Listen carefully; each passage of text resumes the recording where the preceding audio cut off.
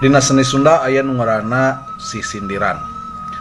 Sisindiran teh nyaeta diwangun ku opat padalisan. Tiap padalisan diwangun ku 8 engang. Naon cenah padalisan jeung engang teh? Ai padalisan teh nyaeta baris. Ai engang teh nyaeta suku kata. Jadi setiap barisna kudu boga 8 suku kata. Engang dina padalisan kahiji kudu saengang jeung panungtung dina padalisan anu ka-3. Kitu deui panungtung engang anu kadua kudu saengang jeung padalisan anu ka-4. Tah kumaha cara nyieunna? Ieu mah nyieun ieu we contoh anu gampang we nya anu gampang. Sok tingalikeun dieu. Cara nyieun sisindiran mah lain 3 heula tapi ti handap heula ti padalisan anu ka-3 jeung anu ka-4.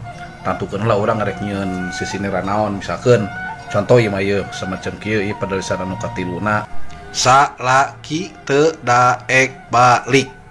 Tuh 8 engang kan. Geus kitu kakarak nyieun nu ka-4na sing horeng boga nu ngora masih 8 engang.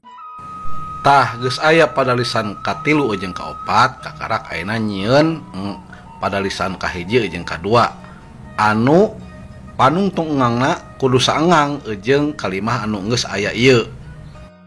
Samisal kieu kaliki di pipir bilik 8 engang kan. Ta eta padalisan kahiji anu panungtung engangna saengang jeung panungtung padalisan anu ka-3. Ayeuna teangan kalimah anu kadua atau padalisan anu kadua anu saengang panungtungna jeung padalisan anu ka-4. Contohna samisal dibawa ka kadungora. Tah perhatikeun engang panungtungna sarua jeung engang panungtung dina padalisan anu ka-4. Tah kos kitu pan jadina kaliki di pipir bilik dibawa ka kadungora salaki teu daek balik sing horeng boga nu ngora.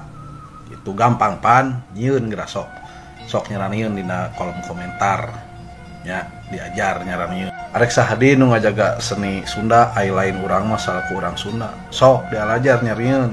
Da eta teh tiba heula geus aya sisindiran teh. Sok nyarieun nya.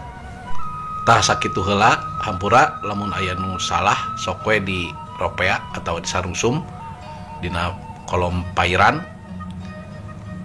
Ai ilmu pan kudu mangpaat saeutik oge pikeun balarea lain asa aing pangpinterna lain nya. Hampura ieu mah. Sakitu we nya atur nuhun kanu tos nonton, atur nuhun oge kanu tos like, comment, share.